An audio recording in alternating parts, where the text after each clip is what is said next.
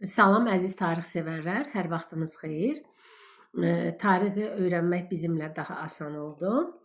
Ona görə də xahiş edirəm bizim kanalımıza abunə olasınız, bizi bəyənəsiniz, paylaşasınız və bizim əməyimizə dəyər verdiyinizə görə sizə minnətdarıq.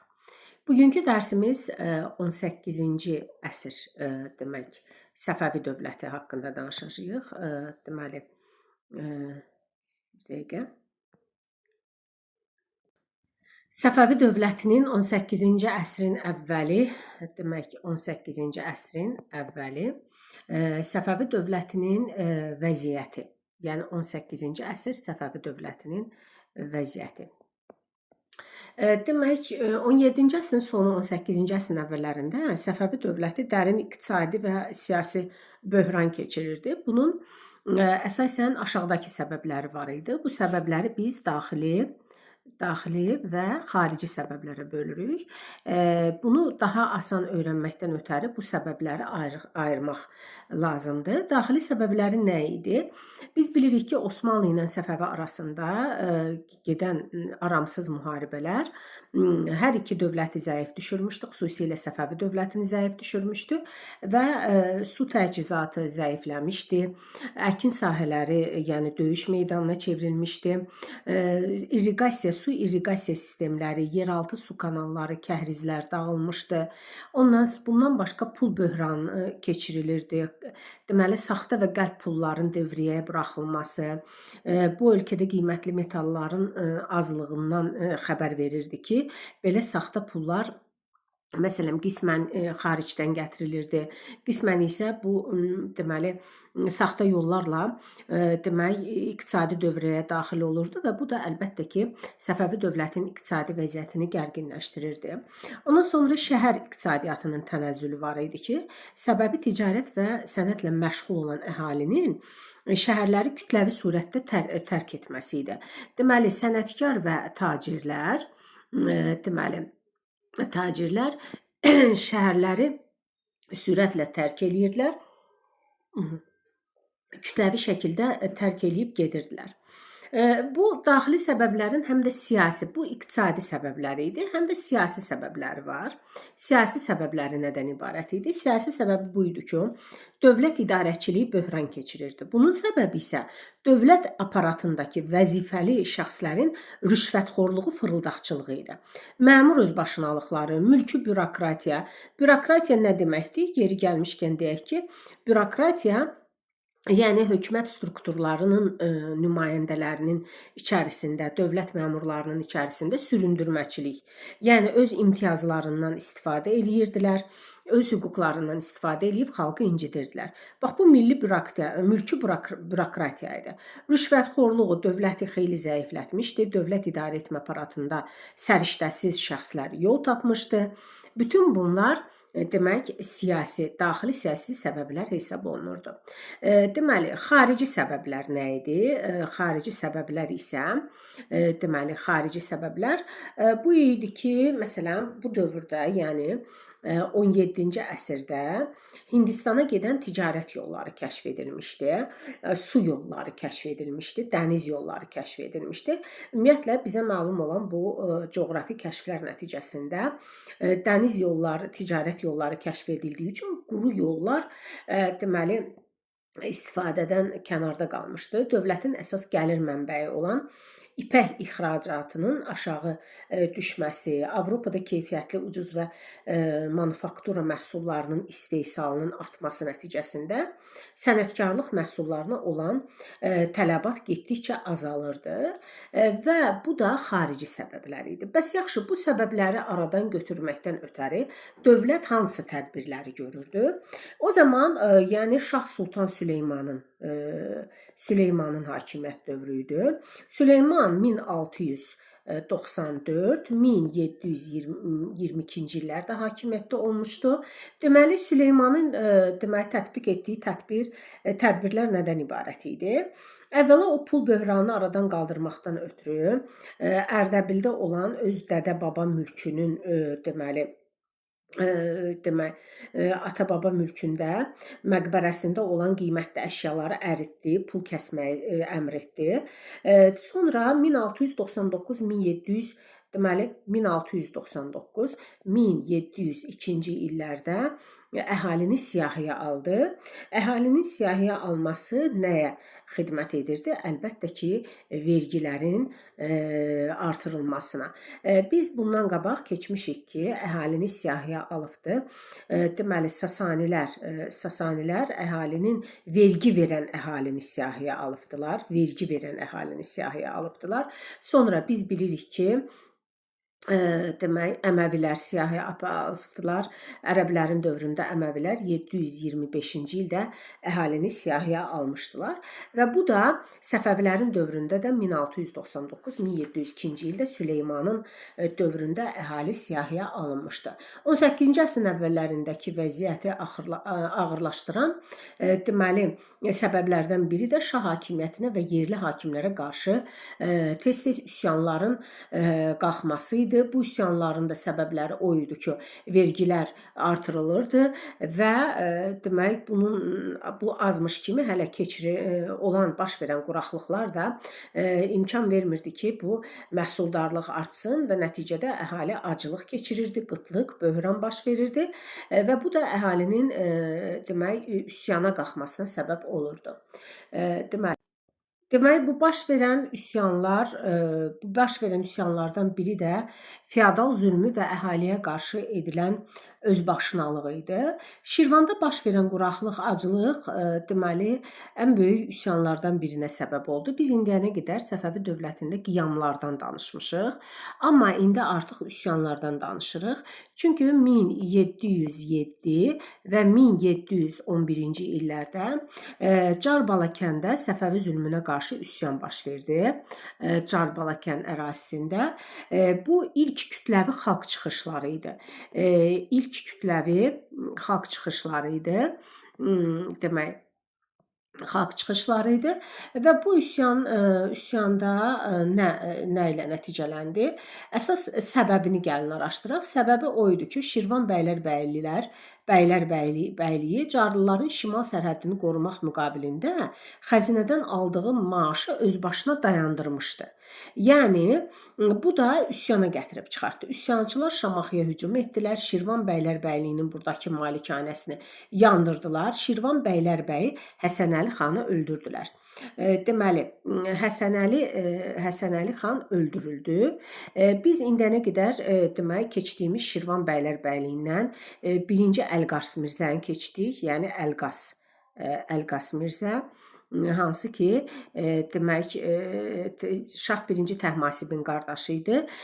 Demək, 1538-dən 1547-yə qədər deməli Şirvanı idarə etmişdi. Sonra ustacılılardan idi. Bir də bu Həsənəli xan idi ki, o da 1707-1711-ci illərdə Carlılar ona qarşı üsyan qaldırdılar. Həsənəli xanı öldürdülər. Üsyan Səfəvi sarayında böyük həyəcana səbəb oldu. Sultan Hüseyn buraya yeni bəylərbəyi göndərdi və 1711-ci il üsyanı yerli ruhani başçısı Müşkül mahalının Dədəli kəndindən olan Hacı Davud deməli ilhamlandı bundan və burada bu Hacı Davud üsyanın başçısı deyil. Bax, bunu bir dənə yadımızda saxlayaq. Hacı Davud üsyanın başçısı deyil. Sadəcə bu üsyandan eləmişdi də, öz çıxarları üçün istifadə etmişdi və o heç bir məsələn varlığı əyan nəslindən gəlmirdi. Heç bir statusu yox idi onun. Sadəcə həcə gedib hacı adını almışdı. O dövrdə də həcə gedib gəlmək asan məsələ deyildi və ona görə də bu Məkkə ziyarətinə gedib gəldiyi üçün hacı titulu almış və siyasi məqsədləri üçün 1711-ci ildə Carbalakən üsyanından istifadə etmişdi. Daha sonra 1709-cu ildə, demək, 1709-cu ildə Qəndaharı, deməli, Əfqan qəbilələri üsyan elədilər və Qəndaharı ələ keçirdilər. O zaman, deməli, Şah Sultan Hüseynin əsasən də yarıtma siyasəti buna səbəb oldu. Onlar, deməli, xalq bunun nəticəsində, Şah Sultan Hüseynin yarıtma siyasəti nəticəsində xalqın Səfəvilərə qarşı olan etibarı sarsılmışdı. Ümumiyyətlə 18-ci əsrin 20-ci illəri Səfəvi dövləti öz deməli tənəzzülünə qədəm qoydu. Tənəzzül dövrünü yaşadı. 18-ci əsrin 20-ci illəri Səfəvi dövlətinin tənəzzül dövrü hesab olunur. 18-ci əsrin 20-ci illərinə, deməli 20-ci ildə əsasən Şirvan feodal zülmünə qarşı mübarizənin mərkəzinə çevrilmişdi. Əsasən Şirvan ərazisi, Şirvan bəylərbəyliyi və növbəti üsyan 1719-1721-ci illərdə baş vermişdi və bu üsyana Qaytaqlı Əhməd xan Qazıqomuqlu Surxan xan ilə deməli Hacı Davud rəhbərlik edirdi. 1719-cu ilin sonunda Şirvan üsyanı yatırıldı. Hacı Davudu həbs eləyərək deməli Dağıstanda zindana atdılar, amma Surxay xan qaçaraq canını qurtarmışdı. Bir müddətdən sonra Hacı Davud da Dərbənd həbsxanasından qaçdı. Surxay xanı təzədən öz tərəfinə çəkdi və demək Hacı Davud Rusiyaya müraciət edərək Rusiyadan kömək istədi. Onun fikri o idi ki, Rusiyanın köməyi ilə Şirvanda müstəqil hakimə çevrilsin və deməli o zaman Rusiyadan rədd cavabı aldı. Çünki deməli Rus hökumətinə məktubla müraciət etmişdi və Rus hökumətindən rədd cavabı almışdı. Çünki o dövrdə hələ Rusiya biz bilirik ki 1700-dən 1721-ə qədər Rusiya şimal müharibəsi aparırdı və demək İsveçlə şimal müharibəsi aparırdı və başı ora qarışıq idi və yeni müharibəyə girməyə fikri yox idi. Çünki əgər Rusiya Səfəvi torpaqlarına yürüş etsəydi, o digər yəni Cənubi Qafqazda ümumiyyətlə fikri olan digər dövlət, işğalçı dövlət olan Osmanlı dövlətini Rusiyaya qarşı hərbi əməliyyatlara təhrik eləmiş olacaqdı. Ona görə də Rusiya buna razılaşmadı. Və 1721-ci ildə Şirvanda əsas inzibati mərkəz olan Şamaxını ələ keçirən üsyançılar Dərbənd və demək Dərbənd, Bakı və Gəncəyə yürüşlər etdilər. Lakin bu yürüşlər uğursuzluqla nəticələndi. Hacı Davudun Rusiyaya göndərdiyi məktubda Şirvanı Səfəvilərdən azad etmək üçün, Rusiyanın himayəsi altına keçmək üçün sözlərini yazmış olsa da, onun arzusu gözündə qaldı və bundan sonra deməli bu Şamaxıda baş verən üsyan nəticəsində demək Rusiyanın burada olan tacirlərinin malları ziyan gördü və demək onlar qətl və qarətlərə məruz qaldılar və bu da rusların heç cür xoşuna gəlmədi. Çünki Rus tacirlərin malları qarət olunmuşdu. Ona görə də Hacı Davudun bu başı soyuq hərəkəti, düşünülməmiş hərəkəti Rus qoşunlarının Azərbaycana deməli yeritmək üçün bir bəhanə oldu. Bu bəhanə də nə idi? Bu bəhanə də odur ki, üsyanda Rus tacirlərinə deməli basqınçılıq etmiş üsyançıları cəzalandırmaq məqsədi güdürdü.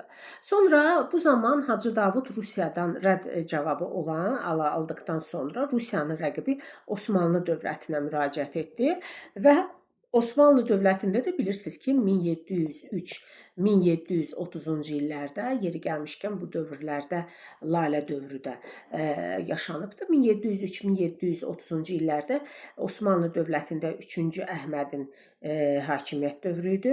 3-cü Əhməd idi hakimiyyətdə. Hacı Davudun təklifini qəbul elədi və fərman göndərərək Hacı Davuda xan titulu verdi və onu Şirvanın deməli Hacı Davudun rəhbərliyi altında Şirvanın müstəqil xanlıq və Hacı Davudu da Şirvanın xanı kimi deməli tanıdı. Və bundan sonra demək bir dəqiqə.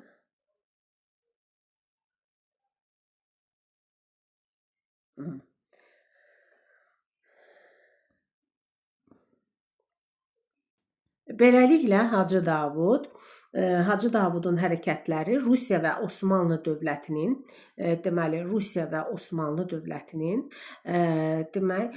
Osmanlı Azərbaycana müdaxiləsinə bəhanə verdi. Rusiya ilk dəfə Azərbaycan uğrunda rəqabətə qoşuldu. Yəni ilk dəfə rəqabətə qoşuldu. Kiminlə?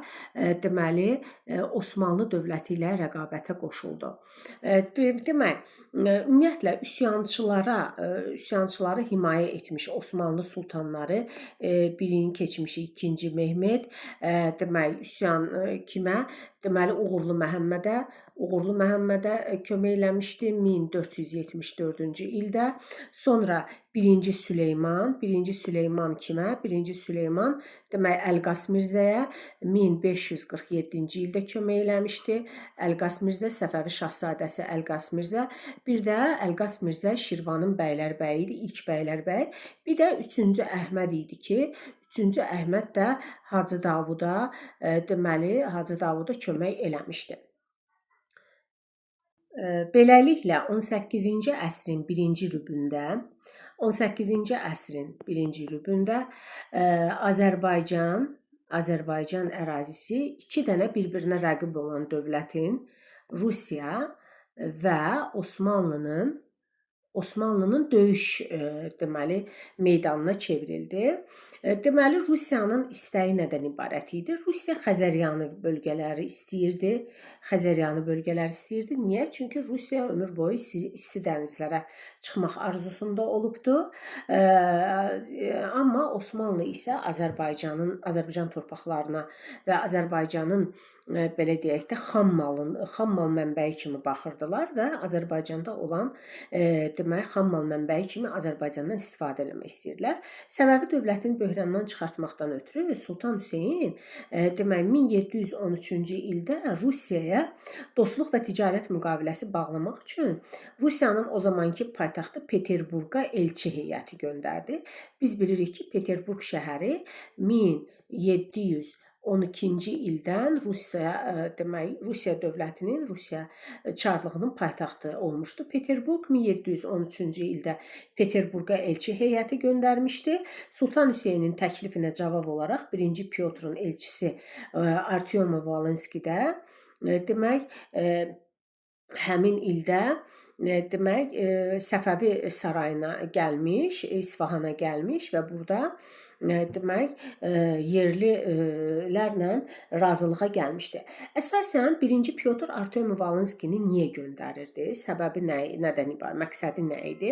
Xəzər dənizinin qərb sahillərini öyrənmək, Azərbaycandakı sosial-iqtisadi vəziyyəti öyrənmək.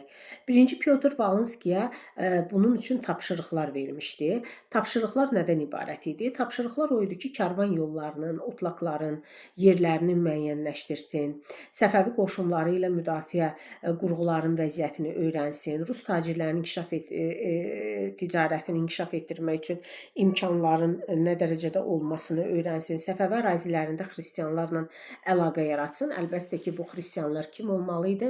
Əlbəttə ki, ermənilər olmalı idi. Azərbaycanda olduğu müddətdə Volenski Şamaxıdakı rus tacirlərinin deməli vəziyyətlərini nizamlamaqdan ötəri müəyyən işlər gördü. 1716-cı ildə Rusiyaya qayıtdı və 1717-ci ildə İsfahanda Səfəvi dövləti arasında rus tacirlərinin mənafeyinə uyğun müqavilə bağlandı. Yəni 1717-ci ildə İsfahanda rus tacirlərinə güzəştli şərtlər verməklə, yəni rusların xeyrinə olan müqavilə nə deməkdir? Rus tacirlərinin mənafeyini güdən müqavilə nə deməkdir? Yəni deməli rus tacirlərinə imtiyazlı şərtlərlə deməli ticarət etmə hüququ verildi.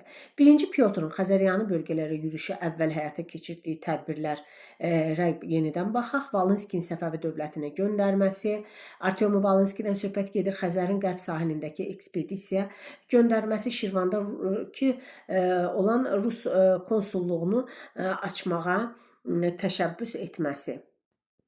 Demək, əvvəlcə 1-ci Pyotr Xəzər dənizinə ekspedisiya göndərməsi adını demək Şamaxı ekspedisiyası adlandırmışdı. Lakin bir müddətdən sonra Şirvan üsyanının qələbə çaldıqdan sonra 1-ci Pyotr yürüşün adını dəyişdi və istiqamətini də dəyişdi.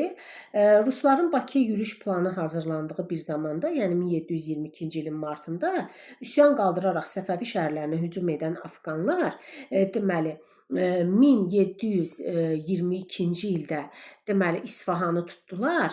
Demək bununla Əfqanlar Qəndaharı 1709-da tutmuşlar. İsfahanı 1722-də tutdular. Şah Sultan Hüseyni taxtdan endirdilər, onu edam elədilər. Lakin deməli bu zaman onun Sultan Hüseynin oğlu Təhmasib demək Astarabada gəldi və 2-ci Təhmasib adı ilə özünü şah elan elədi. 2-ci Təhmasibin hakimiyyət illəri 1722-1732-ci illərdə 2-ci Təhmasib adı ilə hakimiyyətdə olmuşdu. 1-ci Pyotr Osmanlının Cənubi Qafqazı ondan əvvəl tutmasından ehtiyat etdiyi üçün öz səfərini tezləşdirdi və demək 1722-ci ildə bir neçə dildə manifest imzalandı. Manifest nə deməkdir? Manifest müstəsna əhəmiyyəti olan bir sənəddir. Demək, yürüşün əsas səbəbini ört-basdır elədi və bu manifesti Azərbaycan dilində də, nə bilim, digər məsələn yerli əhalinin anlaya biləcəyi dildə yazdı və onu yerli əhaliyə payladı. Məsələn, burada bəzi feodallar var idi ki, onlar manifesti rəğbətlə qarşıladılar. Nəyə görə? Çünki onlar öz var dövlətini və mövqeyini itirməkdən ehtiyat edirdilər. Manifest nə idi? Manifestin əsl deməli məqsədi o idi ki, onlar Azərbaycan torpaqlarını işğal eləmək istəyirdilər və buna görə də öz əməllərinə don geyindirdilər. Beləliklə 1722-ci ilin iyun ayında 1-ci Pyotr Həştarxana quru yolla daxil oldu və dəniz yolu ilə Azərbaycanın Xəzəryalı bölgələrinə yürüşə başladı. Zəiflədiyi üçün Səfəvi qoşunu ruslara ciddi müqavimət göstərə bilmədi. 1722-ci ilin avqustunda rus qoşunu Dərbəndi müqavimətsiz olaraq tutdu. Dərbənd şəhərini tutdu. Ondan sonra demək, Dərbəndi aldıqdan sonra rus qoşunu Bakı istiqamətində yürüşü davam elədi. 1-ci Pyotr özü geri qayıtdı. 1-ci Pyotrun Rusiyaya qayıtmasının səbəbi nə idi? Bilirik ki, İsveçlə müharibə təzə bitmişdi. 1721-ci ildə bağlanan Niştat sülh müqaviləsindən sonra və o da narahat idi, ehtiyat eləyirdi ki, İsveçlə yenidən müharibə başlayacaqdı və deməli yürüş də demək Rusiyanın Xəzəryanı bölgələri yürüş etməsi Osmanlının diqqətini çəkmişdi və Osmanlının hərbi əməliyyatlarından ehtiyat edirdi və 1722-ci ilin sonunda Rus donanması Rəşt şəhərini, yəni Gilanı işğal elədi. Bax, burada xəritədə verilibdir. 1-ci Pyotr Bakını işğal etməyə tələsirdi, çünki Bakı strateji və coğrafi mövqedə yerləşirdi. Buradan Hindistana gedən yol Ümid burnundan keçən dəniz yolundan xeyli qısa idi. 1723-cü ilin iyul ayında Rusiya donanması biraz müqavimətdən sonra Bakını tutdu. Yəni Bakını tutma 1723-cü ildir. Dərbənd tutulubdu 1722-ci ilin deməli avqust ayında. Sonra Rusiya 1723-cü ilin sentyabrında Peterburqda Səfəvi elçisi İsmayıl bəy məcbur eləyir ki, 1723-cü ildə Peterburq müqaviləsi imzalasın və İsmayıl bəy məcbur olur ki, bu müqaviləni imzalasın, lakin bu müqavilənin şərtlərini İkinci Təhmasib qəbul etmir. Bu müqavilənin şərtinə görə, yəni Peterburq müqaviləsinin şərtinə görə Dərbənddən Gilana qədər olan ərazilər, yəni bu ərazilər, bu ərazilər deməli Rusiyanın tabe, Rusiyaya ilhaq edildi. Rusiya bu ərazilərin əvəzində Səfəvi şahına öz hakimiyyətini qorumaq üçün hərbi yardım göstərməyə öhdəsinə götürür. Səfəvilərə əfqanlarla mübarizə üçün kömək edəcəyinə söz verir. Demək, Osmanlılar Azərbaycan torpaqlarını ələ keçirməyə başladılar. 1723-cü ildə İrəvan əhalisi Ərzurum paşasına məktub göndərmişdi və burada söyləmişdi ki, niyə oturmusunuz? Niyə gəlib kömək eləmisiniz? Rusun əlinə düşmək biz istəmirik, vaxtında gəlin, şəhəri tutun, Rusu İrəvana buraxmayın. Peterburq müqaviləsində imzalanan zaman Osmanlı qoşunu Cənubi Qafqazın digər torpaqlarını Rusların əlinə keçməsini qarşısını almaqdan ötürü Azərbaycana yürüş eləyir. Bu zaman Rusiya İsveçlə müharibədən yenicə çıxdığı üçün Osmanlı ilə qarşı-qarşıya çıxmaq istəmədiyi üçün 1724-cü ildə Osmanlı dövlətindən İstanbul müqaviləsi imzalayır. Buna həm də 3-cü İstanbul müqaviləsi deyirlər. 3-cü İstanbul, çünki biz bilirik ki, 1-ci İstanbul 1590-dır, 2-ci İstanbul deməli 1612, deməli 2-ci İstanbuldur, 1-ci İstanbul, 2-ci İstanbul, bu da 1724 3-cü İstanbul müqaviləsidir. Burada artıq tərəflər 3-cü İstanbulda tərəflər Rusiya ilə Osmanlı idi.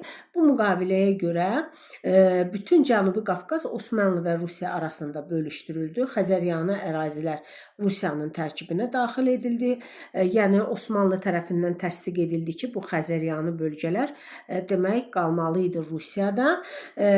Osmanlılar, digər Azərbaycan torpaqları isə Osmanlıların tabeliyinə keçməli idi və Şirvan Osmanlıların himayəsi altında yarım müstəqil xanlıq oldu və Hacı Davud isə bu xanlığın deməli müstəqil xan kimi qəbul etdilər.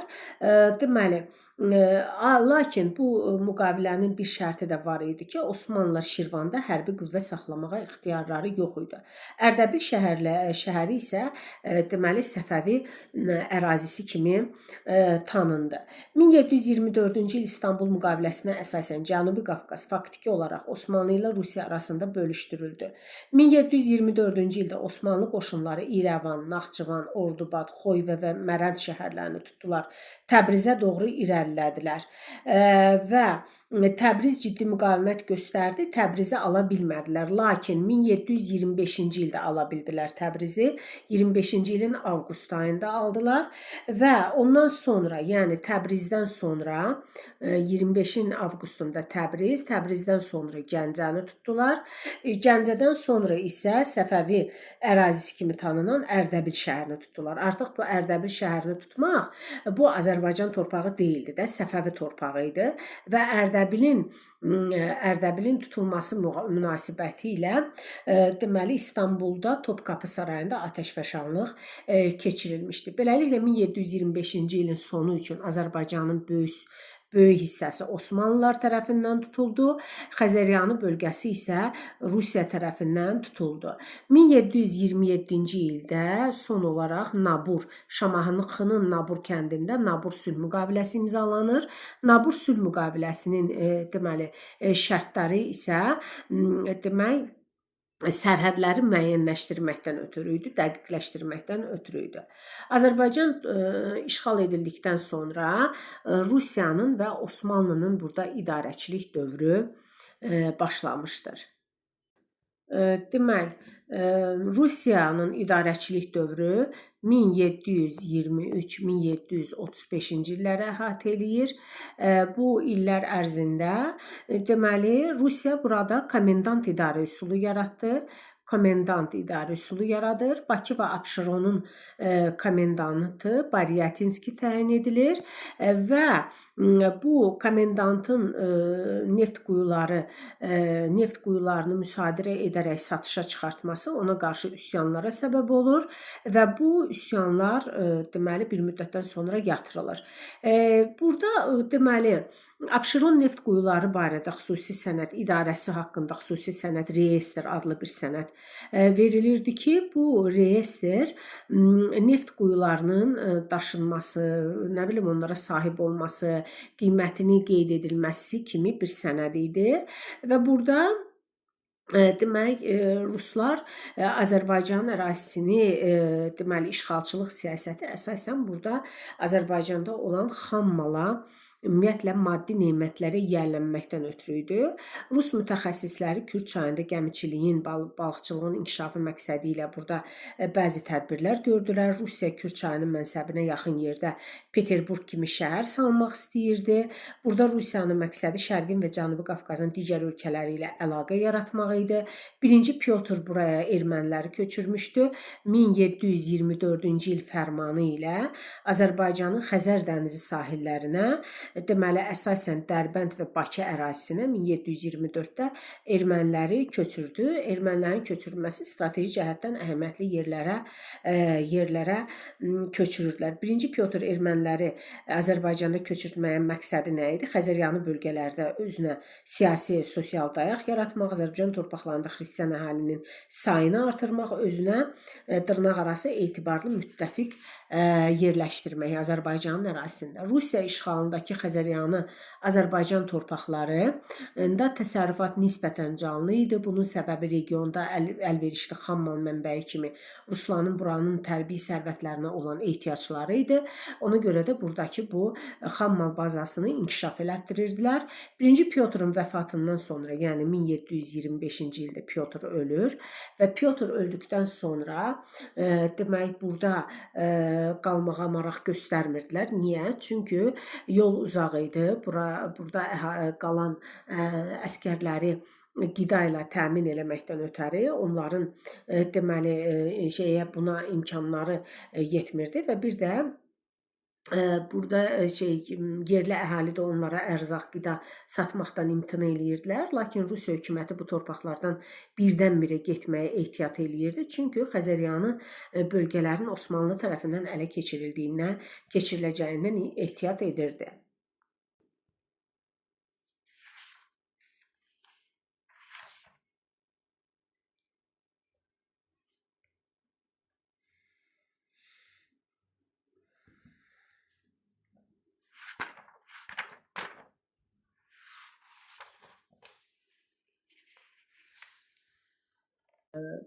Demək, əziz öyrəncilər, bizim dərsimiz burada başa çatır. Çox xahiş edirəm, bura qədər dərsimizi dinlədinizsə, bizim kanala abunə olub, bizim dərslərimizi dinləməyə davam eləyin və bizim dərslərimizi paylaşın. Təşəkkür edirəm diqqətinizə görə. Xudahafiz.